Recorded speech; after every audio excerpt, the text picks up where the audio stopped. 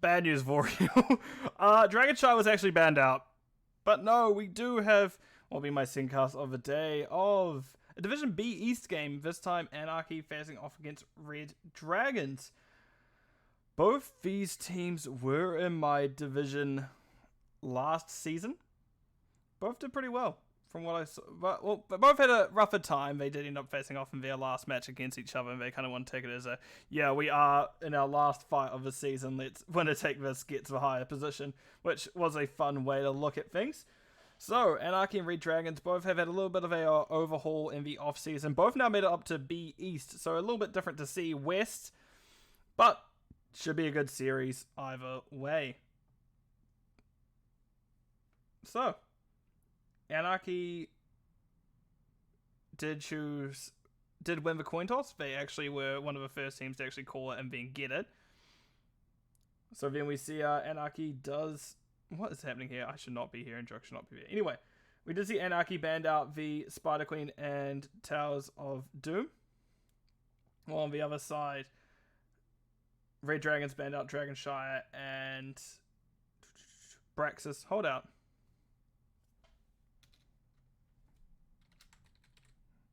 And I just need to message someone.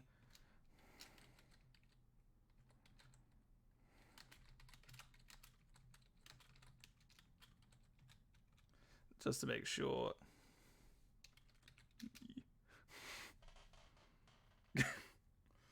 As I said, I need to make sure someone actually swaps me around, because I am not going to be very good in Division B East. I am not exactly in a good spot to be the player. I'm not exactly well practiced at the moment. I've taken my time and not played as much as of late. Now we can see that there is going to be some moving around as people realizing they're all in the wrong place. I have now been...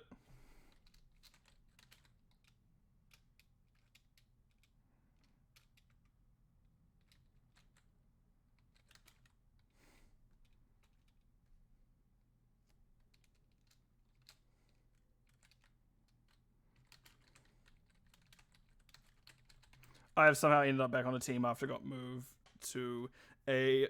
I got moved to observe and someone's like, yeah, let's swim back on the Red Dragon team, which not quite how I want it necessarily, but it's what's happening. Okay, no, we're back in the right spot. Thank God. It looks like we should be ready in a few moments. It was a little bit of a toothing pains there at first. I'm going to say that I am ready. And hopefully we shall be getting into things shortly. So, to those who don't know me, I am V-Line Bus. I am actually all the way in New Zealand. I know, that little spot at the end of the earth. But I do enjoy very much casting Nexus Gaming Series maps. They are very much a fun thing to do. I definitely prefer casting over playing a game at this point, so... Gonna be my...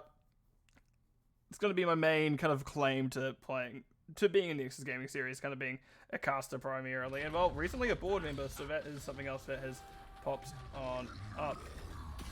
And someone sent me a picture of an otter holding a lime. I know, I get my name's a lime bus, but weird that it's an otter holding a lime. But right, let me swap on over into the game. We'll see how this goes, shall we?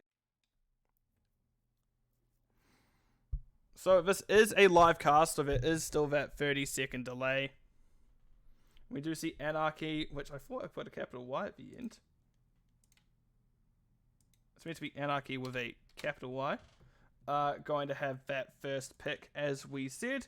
So first ban coming up, having a good little think about it. I do wonder if we're going to see things such as like a tank band, healer band. Maybe we get a little bit more specialist, but we do see Anduin is banned out first. So I guess that leads us next to Red Dragons and what they are going to pick. Or ban, I suppose.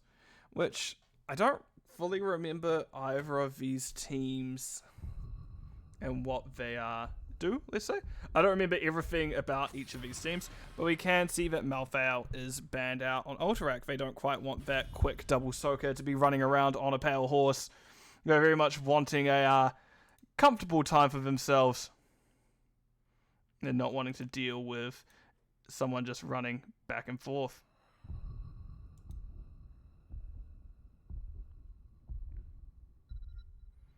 So what will we see next is the question. We see a Garrosh banned out. As I say, I don't know if I've seen... I actually don't know who the tank is, because I know last time I casted Red Dragons, I think Buke Holiday ended up being the tank play. But I know they are a very good healer player in their own right. They are definitely someone I wish I could play healer as well as them. But we do now see that we are coming up to the 4th ban. Are we going to get another tank? Are we going to get another offlaner? What? Oh, I imagine we're just getting very targeted bans so far, because we also see Greymane. Malfound and Greymane aren't exactly usually first and second ban material, but we can see the Joker then quickly snatches up the Joanna, which, fair enough, Joanna is that good all-round tank that you could just take early on at present. Like, there is not much you can do about the Joanna if you just have that wall of a human in the way. Well, I guess wall of a Nephilim in the way, because they're technically not human in the, Diablo lore. Like, technically they're slightly different. Humans evolved from, well, I guess evolved from the Nephilim, but then the Nephilim kind of get brought back via humans. It's a weird storyline, but we can see Pandemonium picks up Junkrat and Hogger picked up by Lifscutoria, which, yeah, Hogger is a good heal. Hogger is just a very good bruiser in general. Can get prior over it, because in all honesty, it's one of those ones where if you can play Hogger, there's a lot of situations where you may as well play Hogger. Speaking of which, Vala also one of those excellent characters that can get to the late game, and we can see Rhaegar picked up as well. Rhaegar just a good... Oh god, my hair tie. I have long hair for those who don't know. Rhaegar is just one of those good all-round healers. Why do people keep messaging me? I see why people keep messaging me now. I need to respond to someone. We see Dahaka banned out. Again, we're just getting rid of one of those good offlaners, and actually that's for global value gone as well. That poor Space Yoshi will not be seeing the light of day today. At least if they haven't seen a... Actually, now I think about it, I haven't seen a Dahaka in a cast recently, which is surprising, because I do hear a lot of people saying how good Dahaka is, but I do know they have a pretty weird skill shot that is the tongue. It's not the easiest to hit by any means. I need to message this person real quick.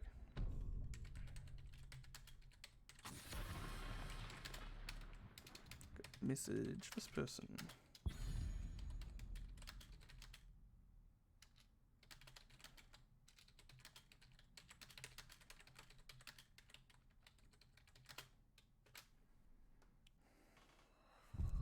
Right, sorry about that. Just had to quickly respond to someone, as I do need to. Oh god, I'm falling over.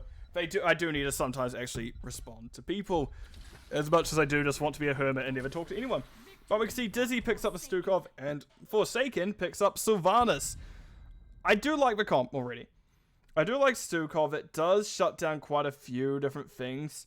Like any close range heroes or any kind of clumping that Rhaegar kind of does promote does get a little bit more difficult. And Sylvanas is just good on these larger maps. If you can give her an inch, she'll take a mile. Those black arrows do so much. And we can see Deathwing picked up and Li Ming rounding out the composition for AnarchY, which Li Ming gets stopped very effectively by a Stukov if they can get their E under them. Deathwing, not so much. Deathwing is a little bit harder to deal with, as they can't be affected by CC. So if you have the stuns, if you have silences, it doesn't really matter. And we can see Diablo is picked up last. Speaking of those stuns, that is an excellent one for it. Especially on this map, there's a lot of clumping that can happen, and Diablo can very much do well on it. So these are our drafts. I realized I forgot to choose prediction outcome from the last one, but no one beat anyway. So let's just delete that. I will not probably be bothered yet, but we will be getting the game in a few moments. To everyone, this should be a good series. Division B East is where it starts to get absolutely fire. So now we're on this. I'm going to see you on the other side of the opening and catch you all in about 30 seconds or so.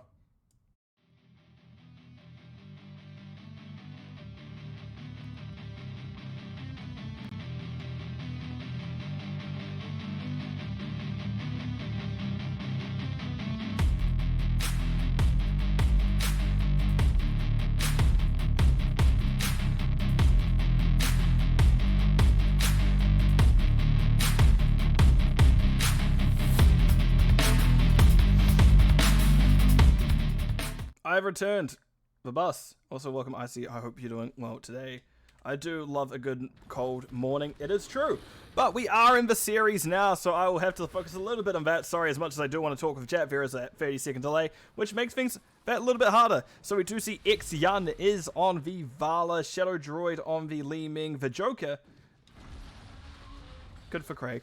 The Joker is on the, oh my gosh, Joanna, Hunterlust, Deathwing, Yukoski on the Rhaegar. And on the other side, we do have Forsaken on that Sylvanas. Dizzy is on the, what's his name? Stukov, Pandemonium, Junkrat. Butte Holiday is on the Diablo. And Lift Scutoria is on the Hogger.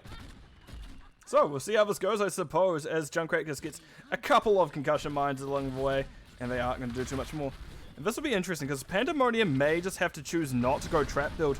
As we can see, definitely kind of walks over traps and doesn't care. I'm going to zoom all the way out to see this, as we do see damage coming out in each little extra spot.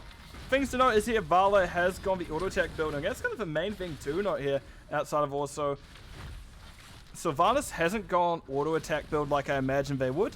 They have just gone the Q build, so a lot of single target damage, but maybe quite, oh actually no, never mind, her percent damage doesn't work into Deathwing. Her percent damage to the character needs to be slowed, and well, you can't slow a Deathwing. So that kind of talent is null and void, so you may as well brute force it if that doesn't work.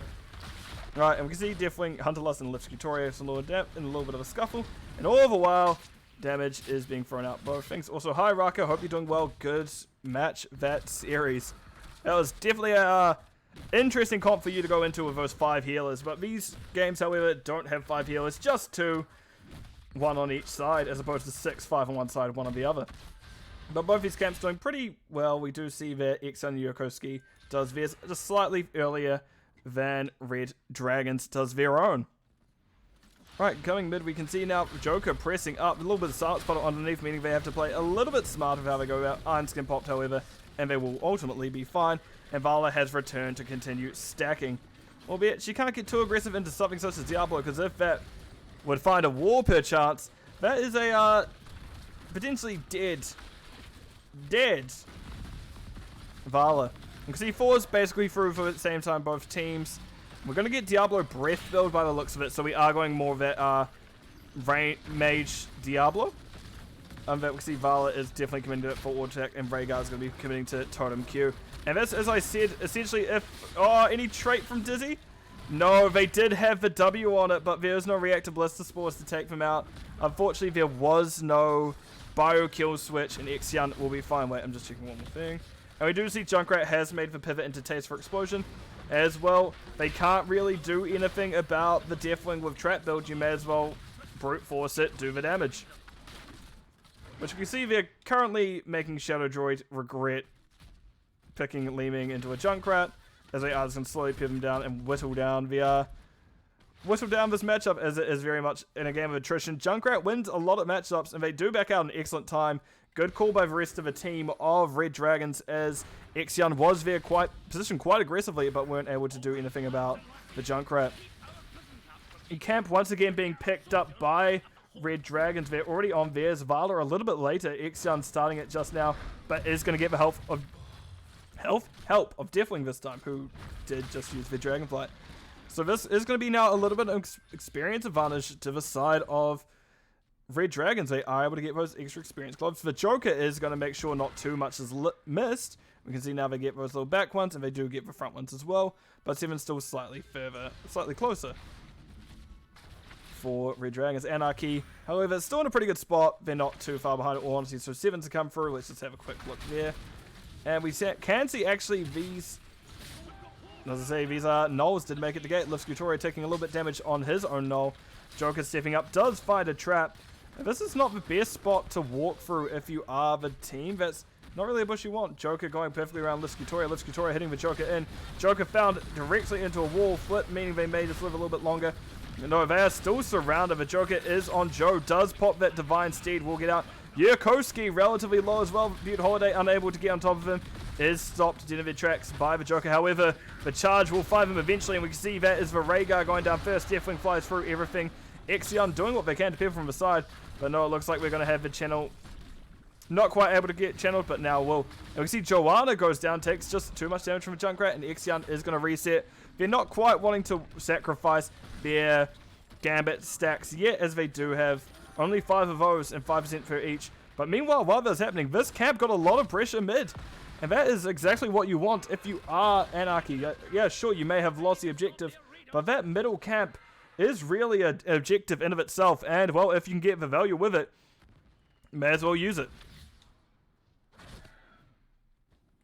59 stacks on Vala. She is still trying to stack more and more, but now we can see that the push is being prioritized by Red Dragon's bot lane. And all while Beholde is being peppered by Ixion. And I can imagine they are not very happy about what the Vala is doing to them, and that may be a dead Vala at some point sooner rather than later. They do roll for the Death Dealer, and we can see the charge onto them. They do get flipped. There is no silence. Dizzy didn't have that, but Junkrat Concussion Mine will be the death of them. And for once, my caster cursing worked in favor of the team I was talking about. Unfortunately for Ixion, they will go down. But it is only 1 stack of Gambit. They still have an extra 20% attack speed bonus they do have from their level 1. It's not the end of the world by any means.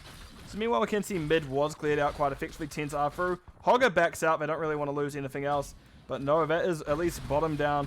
And top, at least front gate gone. But it looks like Hogger is wanting to see what we do mid. But they may also head directly to the siege camp now that this has hit the gate. Bottom boss call coming out. Yep, they're going to start it. Hogger is just getting that soak mid. And no, they'll just go get soaked top as opposed to doing their own camp. But I do like this boss call here. It is the lane that you do want currently to see if you can open things up. And it looks like the team of AnarchY may be about to sniff out what's happening. They're running out of time. The Holiday eats for orbs, does push the Joker out, and they ultimately do get the boss. But now that's a Wailing Arrow directly onto the Joker. Riptide does unfortunately go down. Pandemonium very unfortunate there. Ixion doing the damage all while up top. Does roll out, and if it is Joanna left on an island, Joanna goes down. And now we may get a push with boss, as that's a very healthy boss, and they are down there. Joanna, no tank, is much more difficult to deal with than people like to think. Right. It looks like we are going to get pressure in there now. Ixion has learnt their lesson from last time. Not going to stand in front of a well when a Diablo is involved.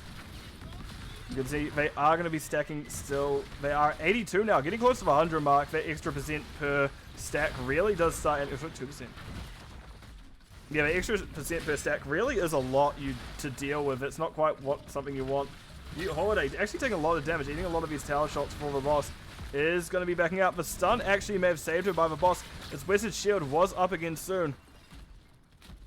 And speaking of Wizard Shield, we should really talk about the heroics that have been picked, as I haven't actually touched them yet, because we do see the Wailing Arrow and Sylvanas, the Junkrat Riptire, Shockwave Hogger. Diablo actually went Lightning Breath and Massive Shove Stukov, and on the other side of AnarchY, we do see the Weather Force Li Ming, Bellowing Roar on the Deathwing, Ancestral Healing Rhaegar, Blessed Shield Joanna, and Rain of Vengeance on the Vala. And now we can see this camp is finally being done by Hogger. They were prioritizing Soak for a bit, but it did work out as they were able to keep the team in front. Pandemonium dropping a trap right there in basically a line of sight, which maybe not be the best idea, but there has not been the reaction from the team of AnarchY yet to head top. So Hogger can clear camp pretty well, but all the while this boss getting down further and further, and Dizzy taking a little more than they may ask for. And that is boss going down. AnarchY once again a little bit too late. And Joker once again on the island does have Iron Skin this time. We can see that boss did push people away. The silence directly onto Joanna is not what she is wanting. But no, there is no escape from Joanna. The reset was found by Stukov. They did go for silence reset. And now there is going to be a push from Red Dragons. We can see that as Ixion going in to a wall. Nice Ancestral from Rhaegar. And Ixion being pushed around once again. They have died because of that concussion mine once before. I don't think they're wanting a repeat. But we can see that Hogger is still making a choice about their 13 as the side of AnarchY is slowly closing in on their own.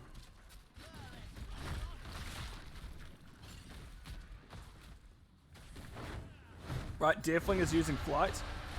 Oh, interesting. They actually fly down below, but this building is already lost. You maybe wanted to have saved that for this objective to see if you could sort it out longer, but no, we will have that done. Dizzy gets the channel before the Diablo can put down their little fire pole again. And now we're back in this position where it's not easy for the side of AnarchY to step in. They do have a couple of Junkrat traps they need to deal with. Sure, Hunter Lust is the one who can just walk through those and eat those. I do also like Sylvanas is going to do a little bit of split push, see if I can get that. But they do eventually walk in. There's the Blessed Shield. We see the Deathwing land and Podemodium. However, is the one on firing line. Tries to concussion via mine out of the way, but will not be able to do so. The Holiday is the one stuck in the middle of things. They're going to be a little bit too low. They're trapped in by Liv Scutoria's. What's the word I'm looking for? Trash pile? Loot horde? Yes, loot horde. So they weren't, unfortunately for the Diablo, they weren't able to get out. That is the Soulstone reset. And while it's good that you have your Diablo back already, that is now a very squishy boy who may just need to see if they can quickly get a few souls in a few other places. And saying that they are Diablo? W build on Diablo, so they can build up souls again pretty quickly. We can now see that camp is being picked up. All members are coming back, and Deathwing is actually showing bottom now, so now is your time to go. You can see Hogget instantly turns around, realizing that is the time. Oh, Behold Age falling just short. Wailing Arrow directly on top of both of Ixion and the Joker. The Joker is the one in trouble, however, Diablo is burning down Ixion. That is Ancestral used on Ixion, however, the Joker is left on his island once again. Sure, Diablo. Deathwing was dropping all the meteors from above, but there's only so much that can do. They're not exactly the most damaging or talent. Sure, they can help, but not in that situation. And that is a, unfortunately, dead Joanna. And I guess that really falls back to the phrase, if she bleeds, she can die. And well, Joanna has been forced to bleed this game. She may be considered the king of a tank still, but she is still counterable. She is still killable. By no means is she always a guaranteed win.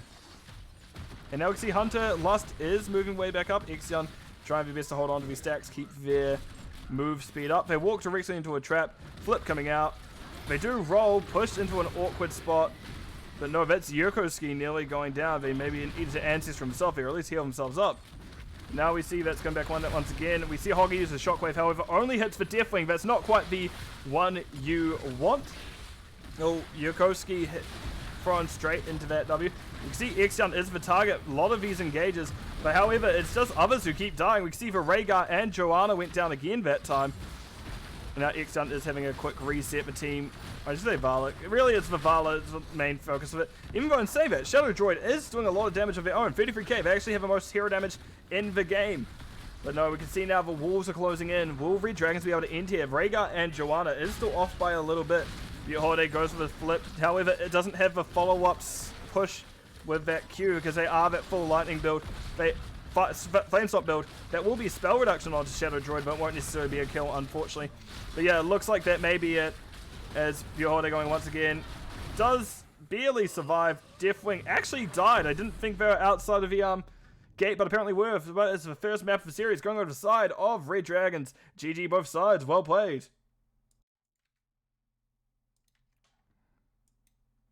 Right, we're just loading up the next screen now. So, in terms of hero damage, as I said, Li Ming had for most way in. Junkrat also doing pretty well in himself. Fiction, honestly, a little bit more than they would like. Someone said it on accident, realized how bad that sounded, and then went, oh, actually, no, that's bad. Anyway, in terms of Siege, Hogger did excellent amount, 125k, while Deathwing, Li Ming did roughly their share of their own Siege with 70 pop. Junkrat not too. Junkrat just between them for Sylvanas. In terms of the Soak, Deathwing and Hogger had the most on their respective teams. Hero damage said Li Ming did amazing. Junkrat still did very well, not too far off at 32k. It's a lower damage game, but people were just dying in that regard. Also, I have to say, Stukov, excellent work, 86k healing compared to Yokoski's 38. I do wonder when it comes to those compositions where you very much want to keep something such as Vala alive, Rhaegar's necessarily best. It does help with a burst. You do have good AoE healing, but sometimes it's a little bit of a struggle. Right, let's have a look at talents.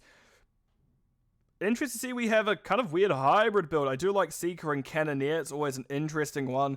Deathwing was going that kind of mage wing build. also a fun one.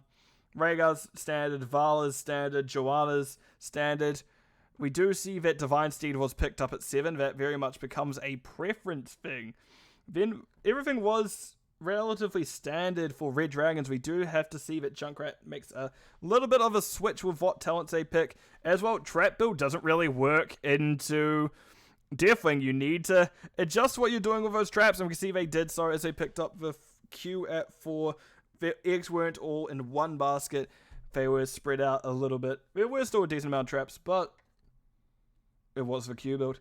And other than that, everything else makes sense. So let me swap it on over to map view screen. We've now updated the score. And, well, what will we have next is my question. I'm just going to keep an eye on things. Do I have any of these players on my list? No, I do not. So I need to keep an eye in here. I really don't have these people on my friends list. What? I played with some of these people before. Let me just close everything so it's easier. Keep an eye on you. But yep, that was a good first map of the series. Red Dragons have pretty good control over it all. AnarchY did have the tools to get there. Unfortunately for AnarchY, they couldn't quite hit 16. When 16s come through for teams with Vala and Deathwing in them, that is kind of your key moment. That is where you have a very large power spike compared to a lot of other heroes. And you can very much utilize that power spike and absolutely run away with things. But very fortunate for Red Dragons, they're able to cut that off before anything else happened. So then the question becomes, what map are we going to see next? I can never remember all the maps off the top. I really should know the maps, but I do not remember what's in the map pools off the top of my head.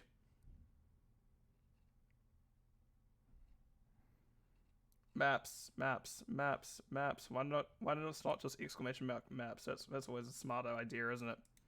That's probably the easier way to do things.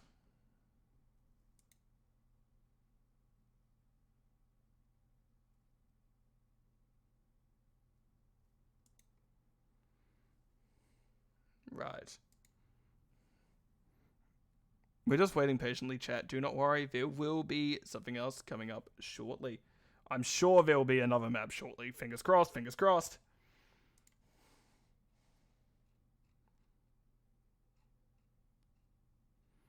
And it looks like we will have our next map. And it looks like it is Battlefield of Eternity. I do like a good Battlefield of Eternity map, but I do also like just running at people, even as an offlane. I'm like, yeah, I want to run at people and just hit them with a stick. As I'm just playing Samurai, just bop, or Lerock, just bop, or Deckard, also a little bit of bop with that stick, the stun stick, very fun. Me to ops, please. As I'm just going to make sure I'm in the right spot, but we do have that lobby up, and I have clicked it off. And it looks like we have AnarchY choosing Battlefield of Eternity. So they must have something good in the works here. They did have Vala last time, so may not be able to get it again this time. It's not often that people let Vala through on this map. Vala, Raynor, Lunara, those are all things that are cut out quite early on.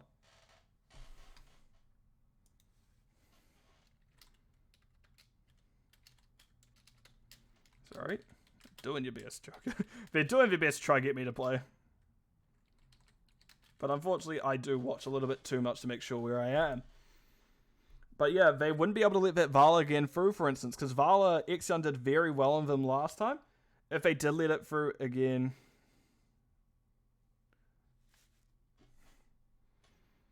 that may be a mistake. But of course, it is Red Dragons with first pick, so there's no guarantee that we'll even get through the bans, because it may be going, AnarchY may go, actually, we don't want you to have it, even more so than we want the chance of us to have it.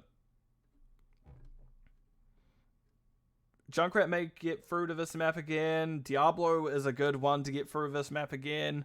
Joanna, of course, always good. Like, a lot of those heroes used in the last map are all still pretty good on this map.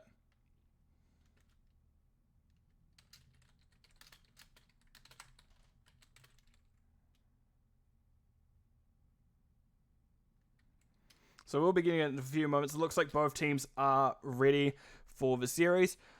I would like to see a AnarchY win here on this map. I do like it when it gets to a 3-map series. Not quite as fun when everything is just a 2-0 go next, 2-0 go next, 2-0 go next. Like, man, can I at least have like a 2-1 or a 1-2 at some point?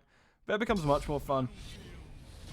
But as we hear, we are getting into Battlefield Eternity, so let me swap it on over to the draft. What are we going to get banned out first? Is it going to be Vivala? Do they expect AnarchY to ban Vivala? Does their team even play Vala? These are questions I'm asking myself just now. You can see Greymane is banned out already. That is a reasonable ban. It was banned out last time. We're banned out this time. Yeah, that does good hero damage, let's say. Just pretty solid, substantial hero damage. Right, what are we going to get first banned for AnarchY this time? Is it going to be the same, or what's going to happen? Anduin banned out this time. So actually, the same healer banned out again. I wonder if we're also going to see the Garrosh ban. I wouldn't imagine so, but it is possible.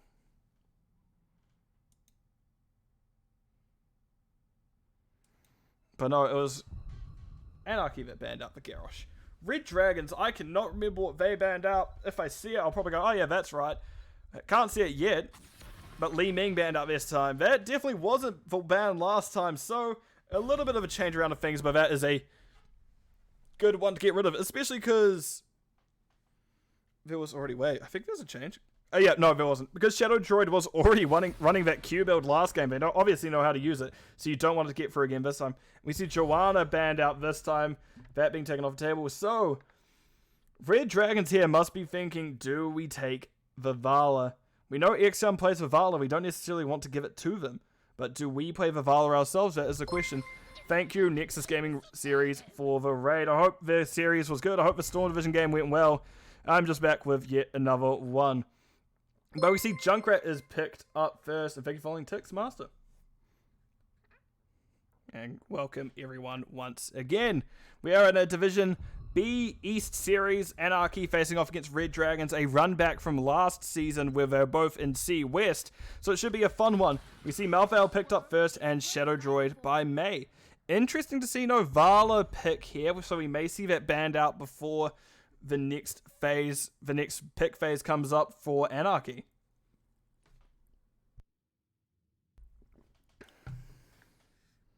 But yes, as everyone knows, Nexus Gaming Series is the the people that run the show here.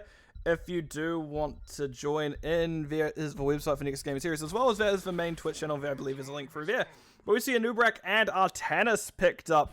Artanis known as one of those good races, and Nubrak just a good tank in general. Interesting to see we don't see the Diablo this time. I thought we would, considering it is a very good Diablo map. There are a lot of walls around, and you can definitely stun people quite frequently. So the question now becomes, what are our next bans? Both damage, so we need damage dealer and healer on one side, then both damage and healers on the other. You can see Stukov banned out. Dizzy did quite well on that Stukov last time, so they're like, you know what, let's make sure that doesn't happen again. Let's get rid of it. Because I know there are a few button-heavy characters AnarchY likes to play. So they want to go, you know what, let's get rid of that silence pool, make sure we can play those button-heavy heroes. Speaking of which, will we be getting rid of one of them, or will we get rid of Vala? That is my question. Exion knows how to play Vala. Do you want them to get through? No, the Brightwing is banned out instead. I'd be very interested to see what Red Dragons are planning on running them where they don't want the polymorph as the issue. I should say, it's interesting to know that Joker was actually the tank last time and Shadow Drawing was the Li Ming. So I do know they do a little bit of role swapping. We see Zul Jin picked up. And what else? Decade pick up by Yukoski. Bro, Buntu, that does not work. This is Division B East. Unfortunately, the screen does not have it. That is a little bit of the downfall of this scene, but you'll see soon enough when I swap on over into the game. but I will type it out for you just to make it known. Right, last two picks here for the side of Red Dragons. Vala picked up by Forsaken, and Dizzy with the Ana. Interesting to see Ana picked up. Not often you do, but hell, it can definitely do a lot. Remind me not to do any more solo boss. I was not prepared. Best of fives. Oh, that's on you, Hector. That is entirely on you. I'm not the one to, I know well enough not to do it. Even with two people, even with two people, best of fives do feel sometimes like a haul. But solo, ooh, that's rough. But what do we get last from Xian? We get an AnarchY. Speaking of characters that want to press buttons that don't want to be silenced, that is probably one of them, and probably one of the stronger ones as well. So, there are your two drafts. They should be a interesting series. I do wonder how the Malphite will work here, as it is a quite split comp, and, well, Ana makes things quite difficult for Malphite, as Malphite wants to live through self-healing, and, well, if there is that grenade, there's not much you can do about it. So, with that countdown, I'm going to run for pre-roll. We're going to get into the game and see you on the other side of everything, guys.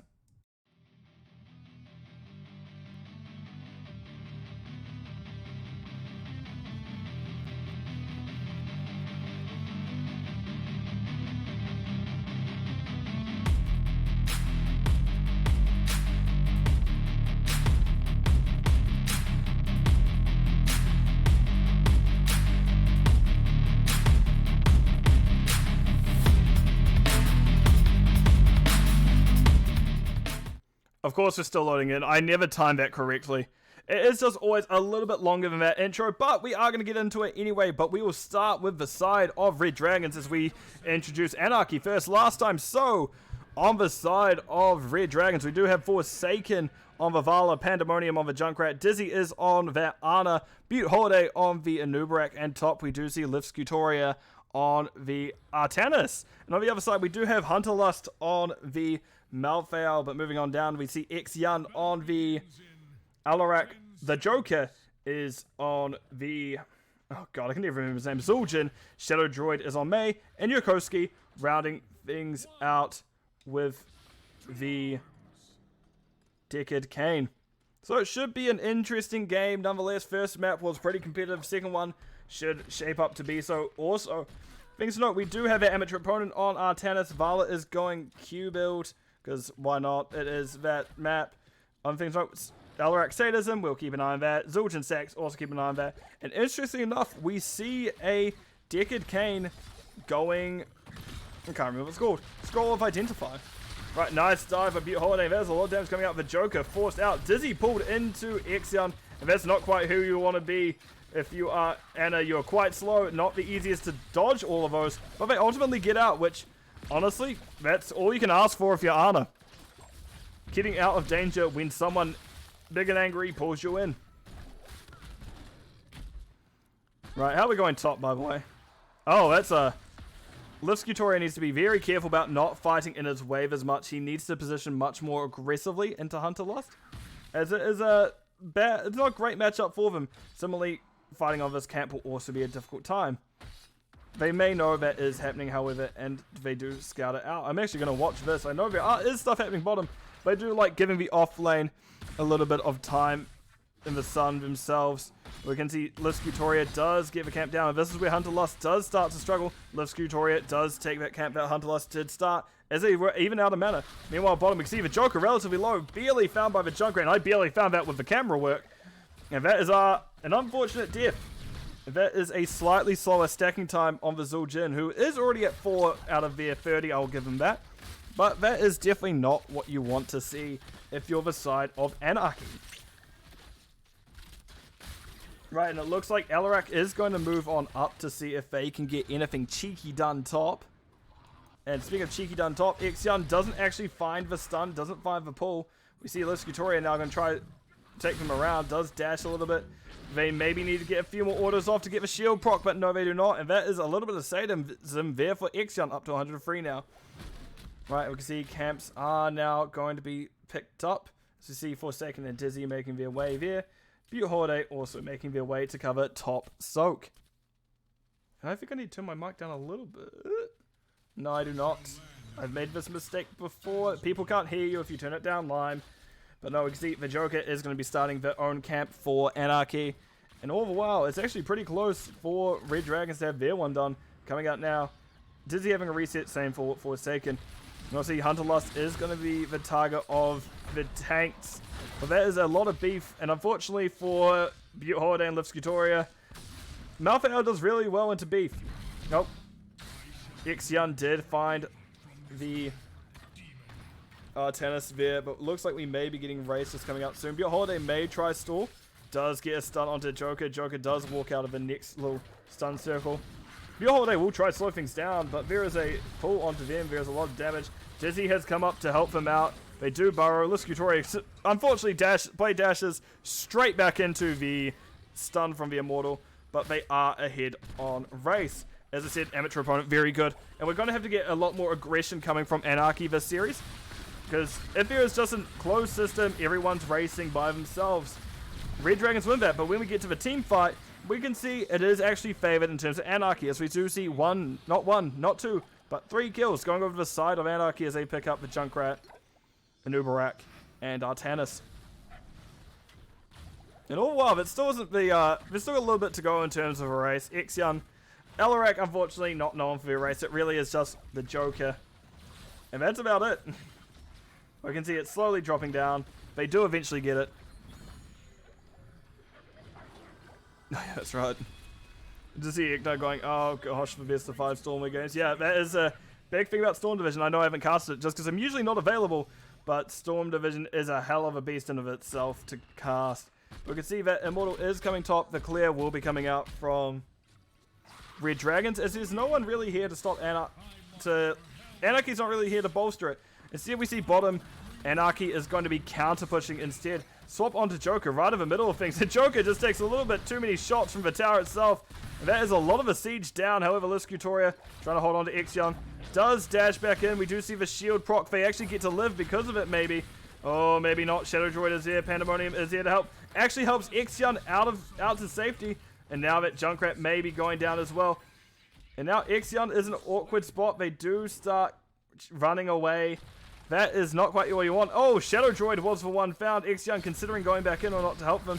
The Shadow Droid is the one of the target block, but no, they are still going to get out. They're going to be fine. And that is probably a situation where you were expecting Shadow Droid or Xian to die, but the peels from each other were doing so well. That's not necessarily someone you want to 1v1. In terms of the Alarak, they definitely can blow you up if you're not careful. Right, top camp, we're fighting once again. I know there's stuff having bottom, but I do want to... Oh. Livskutoria goes for a little cheeky maneuver. Doesn't quite land it, however.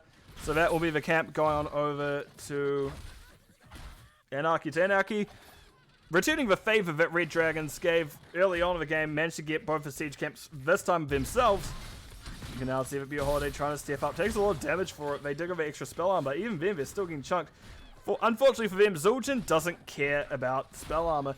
They are actually going for Q build, which will be very heavy percent damage later in the game. That's 16 makes those auto attacks on the Q targets very potent, let's say. Forsaken relatively low once again. Vala is at 6 stacks. They're not doing amazing at stacking so far, but they also haven't really had the chance to, because whenever they step up, they get pulled by the Alarak, who, keep in mind, is at 132% sadism at this point. So we're definitely getting up there more and more for the Alarak. Right, Siege coming out. Level 10s are through. Butte Holiday pushed away from the Zul'jin. We have a deadly charge coming out from Xian. We can see it as well. He's going, where is the enemy team? Show me the team.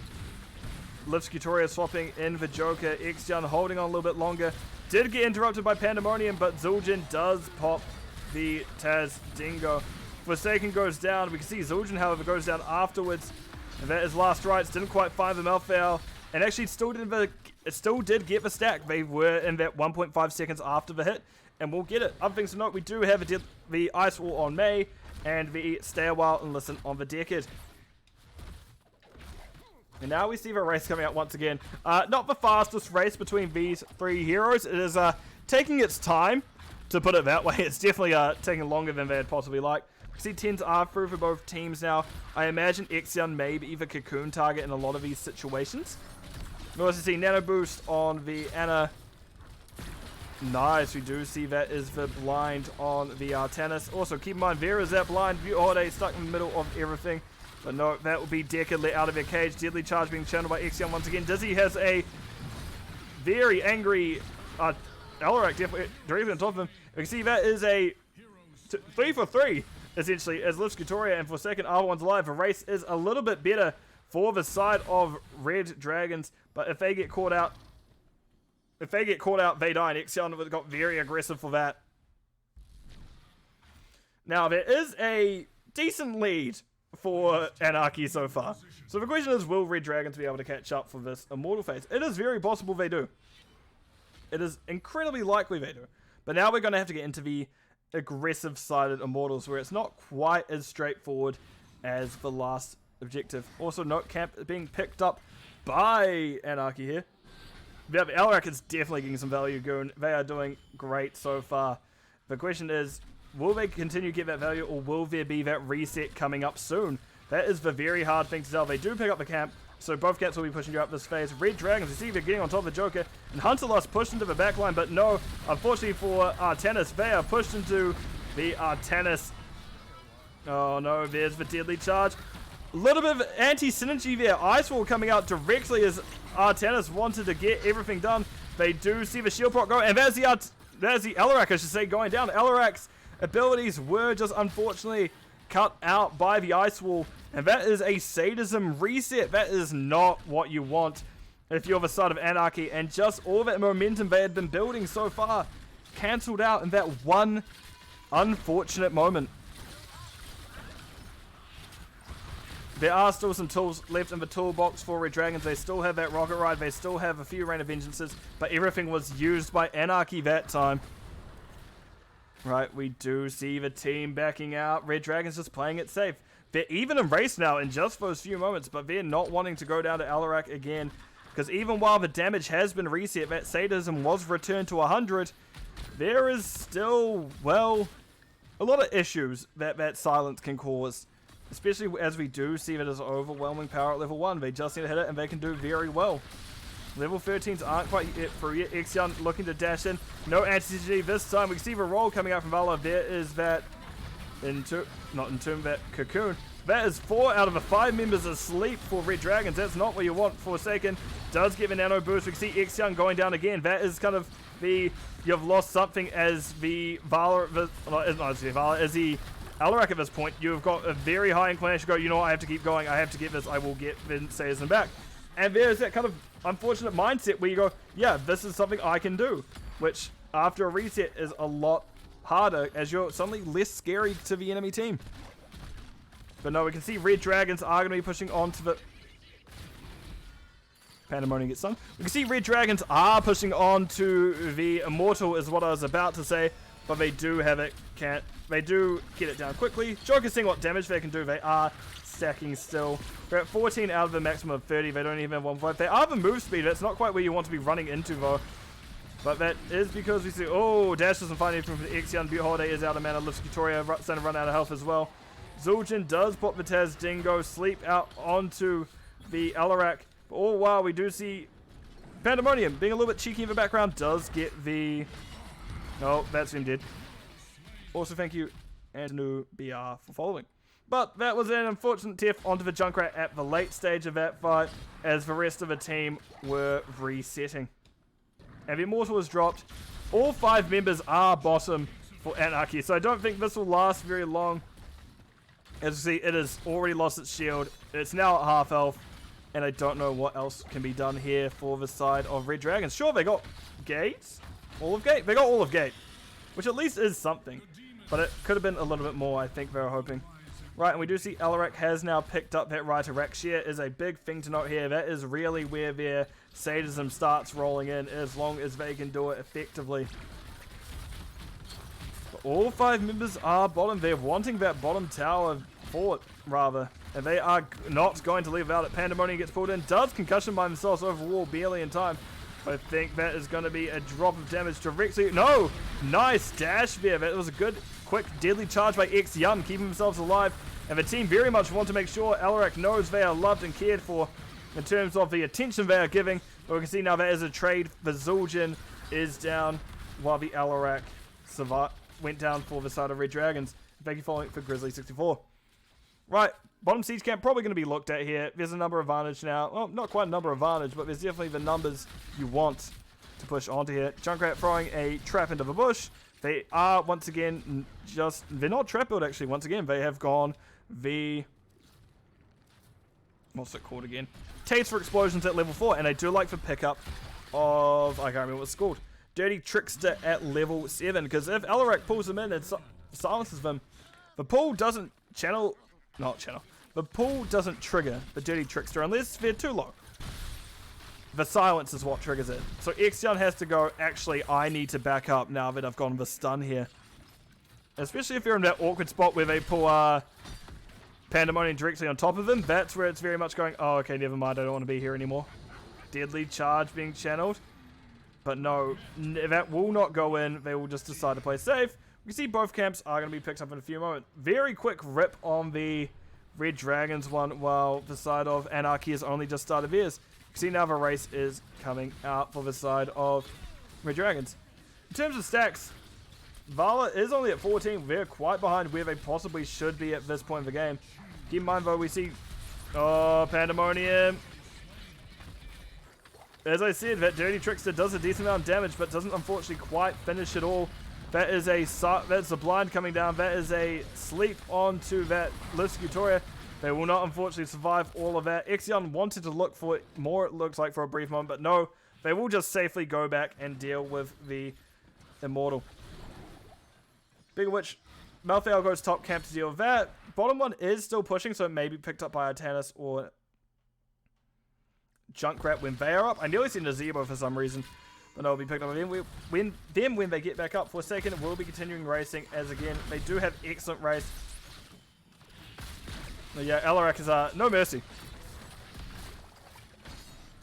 Right, we do now see that Immortal slowly dropping, but will the side of Red Dragons be able to do anything about it? We can see the... Oh, AnarchY goes in. We can see Pandemonium is in one trouble. Exion does go down. Unfortunately, they were taken down by one of those bounces of the Hungering Arrows. Not Hungering Arrows, but the Qs. But we do see another Scutoria going in. Shadow Droid slides straight into where the Rocket Ride could have been landing, but no, they are going to survive. Last Rites comes out. Liscutoria holds on. They do give a shield proc. Go for a cheeky little swap onto the Joker, but do not find him. Right, Immortal is coming up. Junkrat wanted to get a little bit cheeky, seeing what they could do. However, they're not going to be able to push in there. Immortal does start getting burnt down, to say the least. But we do now see Artanis has split to get the team of Red Dragons closer to the level 17s. And I don't know if it's just me, and because I'm bad with names. But AnarchY and Artanis, they're one of the ones I already am bad enough at getting confused around, because they're both Protoss starting with A. Yes, I do know they look different. But they're both, in essence, melee Protoss who start with letter A. And it gets really bad where they're both in the same gang, so I'm just going to say one of them and just hope it's right. Usually I am, but sometimes I am not. You see, that is the AnarchY making their way bottom. Decides maybe not the best place to go into and will just hold by their own fort. Keep in mind, while the side of Red Dragons are doing very well to stay invis, they're not doing so hot on the structures and kills. It is slightly in the lead in terms of kills for AnarchY, and the structures, they have 2 forts compared to none of Red Dragons. And sorry if you hear me, I am just drinking to make sure I have my throat well refreshed. And as I said earlier, I am once again injured my shoulder, so I am just trying to cast this with one arm, so it's not the most amazing of camera work and all the stats and such, but it is definitely a time. Oh, we have a Deadly Charge going off once again, but Swap comes out onto Liscutoria. That is a May in a very awkward spot. The Joker has been stuck in their little cocoon. Shadow Droid slowly bleeding out, does get a little bit of healing from their own thing. Nice damage coming from Exion, and the silence only hits the Artanis. Yep, Artanis. Unfortunately, that is the Anubarak going down, while that's traded out for Decade. We can see Junkrat's found 2 now, Exion for 3rd to go down. And honestly, if you are the side of Red Dragons, that's the fight you wanted. You got what you needed. You don't need more, but they are wanting more. It's Hunter Lust. Next one on the chopping block will go down. Well played, that fight. Red Dragons, it has been a rough one so far. That is exactly what you needed to get the momentum in your favor for this map.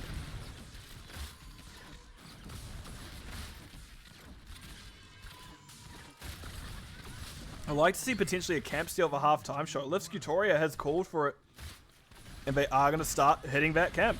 Pandemonium is going to be helping, and unfortunately it's quite a split camp where Junkrat's balls, their auto attacks, their Qs don't quite hit everything they want all at once. But looks like this objective may even be close to getting down before all 5 members of AnarchY are up. As Red Dragons does have good burn for it, we see Forsaken doing their part, but there was a little bit of a split here as Artanis is seeing if they can get their Shaman camp out just before everything goes down. And we can see they are still on it. That swap potentially could have leashed it, but fortunately they didn't do so. That's really just like 1 health, isn't it? Pretty much 1 health. Alright, we do have the... I nearly called it something wrong. We do have the Immortal going to push top now, and that is a very healthy shield, and it is a full shield Immortal. And they've somehow got to burn this down. AnarchY, again, doesn't have the best burn tools. Sure, it's probably the Joker. The Joker is probably doing the main chunk of the damage, but by no means is it easy for them to do it. In saying that, I did see Hunter Lust doing a decent amount to it as well. And that was the first structure that Red Dragons has been able to find this map. Ooh, that was nearly no, that is Pandemonium going down. They're taken out by that. I think it may have been the W of Deckard Cain. The camp leashed kick W. It did? Oh, it did. Ha! I was right. I knew that swap was going to do it. I'll make a note of that after this, Ector. Thank you for redeeming that. I'll make sure to get to that when I next do replays. But right, that was the 4 and path of the Immortal down all that gate. That was a very excellent objective phase for Red Dragons. They did manage to get their own siege camp bottom. And they now be rotating up to do their own. But looks like they may have company there as the 5-man of AnarchY running out from Lifscutoria going, I've made a mistake. Just going to keep backpedaling. Ixion once again channeling that deadly charge. Because see, they also now do have Last Laugh to get themselves out of danger. As well as Armani Resilience on the Zul'jin. No one can stop Death. The Malthael. Perfect gems. Deckard. And Cryostasis. Oh god, I've got hiccups. Flash Freeze on the May. Sorry about that. Lifscutoria does do a quick cheeky little check of a Bruiser cap. No one is home, so they will be starting it. And speaking of which, we do also have the Storm talents for Red Dragons. We do have that Orbital Bombardment. Yeah, Orbital Bombardment of the Artanis. Rewind and Uberak. Sergeant Hammer being picked up here. We do have a Dynamic Optics. Should be a fun one to watch there. As well as Junkrat went Cannonball. And Vala rounding things out with that ever-important talent, Fireflight Quiver, which may even get her out of range of the Alarak pulls. It'll be only time can tell if she positions effectively for it. In saying that, won't keep her out of range of Deadly Charge. Deadly Charge is a very big, a very long ability. They can get quite far. We can see now they've set up for objective already. As race going to be started for the side of Red Dragons. Oh wow, AnarchY is going to be trying to clear top. Hunter Lost could have done it on their own, but no, they just want to get it down as quickly as possible so they can look at fighting. Which, speaking of which, that is already the first part of the objective done for Red Dragons. AnarchY is going to have to aggress into the team, but they've been no stranger to aggressing into the side of Red Dragons thus far, and I don't think that's going to change. They're going to be looking to be aggressive no matter what happens. Pandemonium is stepping up by themselves. Not quite where you want to be if you're Pandemonium, but it looks like both teams are just going to take their time and have a think about it. Deadly Charge pop. It may just likely be cancelled by Ixion. Yeah, again, we're just getting very safe play. However, it is AnarchY to make first move, even though they probably could have waited longest. You can see now Joker is actually very out of position compared to rest. We do see one stun come out. We see the unkillable Dizzy is trying to keep the damage on top of him, so they're going to have that poison to deal with. Unstop pop by Hunterlust. Oh, Joker lives, but Hunterlust does not. You see Ixion next on target, does use Last Laugh, and goes down to the... I say, that's unfortunate. They went down to the big old burst. That is the... Well, it's not even really big burst. It's just for damage from the... I can't even remember what the actual baseline talent's called. Suppression Pulse of the Artanis. Right, camp is still up. No one gets here in time. Forsaken, it's a little bit... Damn, I was so close. But now this is very important that this Immortal does go bottom. Because even if the side of Red Dragons can't end off it, there is at least now an even lane in terms of minions. So it won't just be a net positive compared to AnarchY will have compared to Red Dragons. Red Dragons will have made it even. So it'll be very interesting to see how this one goes as the buildings are quickly falling. Alright, this is now a 23-minute Immortal. It is absolutely going to slap. And we can see now Zul'jin, AnarchY, and Decade all coming up roughly as this Immortal will be hitting core. So the question is, will this be an end? Or will Red Dragons not be able to? Ixion goes dashing in, isn't able to find it. Lifskutoria goes for a swap. There's silence in the middle of everything. Bears for a rewind used. Decade goes down before the sleep can come out. And that is Zul'jin using their Taz Dingo. That is unfortunately basically a full heal for Joker. And that is still a 2-for-1, however. Joker relatively low. Hunterlust even lower. 4 health will go down. And Ubrak gets directly on top of him. Ixion escapes. That is the second map of the series. And, well, the series going on the side of Red Dragons. GG's called by both sides. Well played. And also, congrats, Grizzly. Excellent to hear that. But right, let's swap on over. I'm not in the right screen. Game summary. I'm never in the right screen. But dang, that was a hell of a series. But yeah, absolutely, congrats, Grizzly. That's a nice long time with your wife. Yeah. Right. AnarchY, for all his scariness, not quite the most damage, but AnarchY only needs to do as much damage as you have health to really kill you.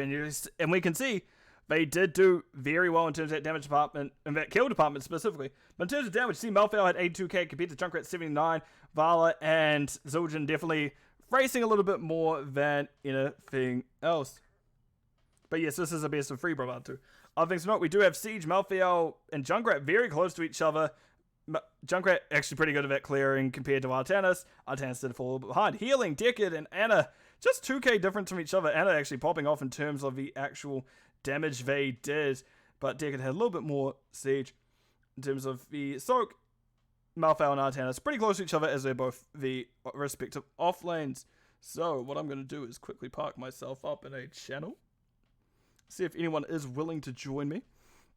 But in terms of talents, AnarchY, interesting we see Deadly Charge picked up. It is not the often picked one by a lot of people. We do see that it is the... What's it called? What's the phrase? Counter-Strike? Counter-Strike's usually the option there. Other than that, everything kind of is a good old choice. Taser Explosion, again, one of the more interesting ones, as well as Rocket Ride being the choice as well. Let me go at Red Dragons. Anyone want to have a chat with me? I know I'm a weird dude in New Zealand, but I'll still ping you asking. I'm horrible at interviews, by the way. That is my biggest weakness, all in all. So we'll see that popping up. We'll see someone pop in hopefully shortly, and I'll just continue chatting about talents until then, as we did definitely have better race for Red Dragons over AnarchY. That was unfortunately the place AnarchY was always going to struggle with their composition. Really, it was the Zul'jin and not much more. But good tank player. But it looks like we have Butte Holiday joining us. Hello, Butte. How are you doing today? My favorite NGS cap. Thank you. That was a good series. How's the team and yourself feeling after that? I mean, I don't know. We played really well. I'm really proud of the team. We made a lot of good adjustments mid-game, I think, or even frankly late early game that I'm really, really proud of. And we showed a lot of improvement from, the series before and the series before that. So I'm really happy to see our team improvement. A lot more communication, a lot better comms and target focus. So yeah, feeling really good. Feeling really positive. So, talking about focus and target, map number 1, Alterac Pass. Vala honestly lived a little bit more than I was expecting to, despite seemingly the charges kept going onto her, but the damage and other people seemed to keep dying except Vala. Was that a little bit of a talk issue, or was it just happened you went in and then something else was the call because suddenly someone else was much lower than the Vala? I honestly, I think we did a really good job with counter engaging and target focusing and positioning. We tend to struggle a little bit over the last couple of games on um, positioning relative to who they had with their engage. So this, I mean, they had a Joe first game, so Joe has, Blessed Shield, so it's a relatively consistent engage. So we tried to make sure we were spread out, and that typically I was trying to eat the shield, but I'm pretty sure only Junkrat, I think, got maybe caught by it once, but that was because he was up by me trying to secure vision. So we did a lot of protect the Vala. Dizzy played really well in Stukov. And we had a lot of good peels in the backline from Lif as well. So we just honestly played really well. And I think also the Wailing Arrow was really helpful in preventing a re-engage from the other team. So that was also super good. And we had a lot of good zoning with the Junkrat. So overall, I think we just positioned really well, which made it really hard for them to follow up on engages on squishy targets like Vala or Stukov with no cleanse. And do have to ask, who's your normal shot caller? Because you guys were doing really well with getting on bosses in time, and each time by the point that AnarchY had realized and we're reaching the boss, you had basically done it because you were just quite quick today in terms of what you guys were wanting to do. Yeah, so Avernus is normally our shot caller. I kind of took that over while he is not here. But Lif did a really good job of calling out things like bosses. I'm really trying hard to focus on my mechanics. So Lif did a really good job saying things like, hey, do we want to look boss here? Do we want to look on their camp? I'm here for an invade or whatever. So especially with those bosses, Lif was the first one to kind of say, hey, do we want to look boss here? We have tons of advantage. So he kind of kept at least my brain focused, which was really helpful. when I'm only able to do like one thing at a time, and I'm like, oh my god, I'm playing a tank. So I've definitely been the tank role where I'm like, I don't know what I'm doing. I'm just calling what I want to run at. Everyone else just call the other things. Yeah, no, that's kind of exactly what happened.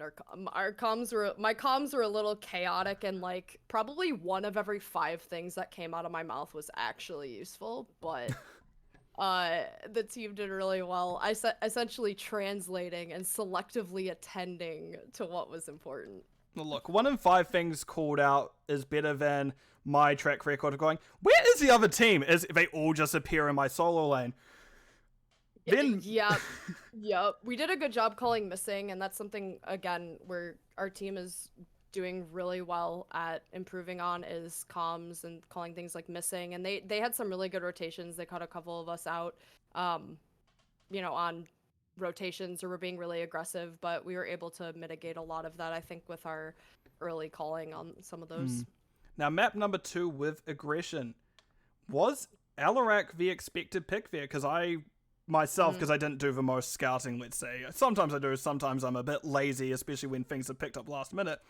You left the Vala open for a while, which I'm surprised Xyoung didn't jump on, because we did see that Alarak was that expected.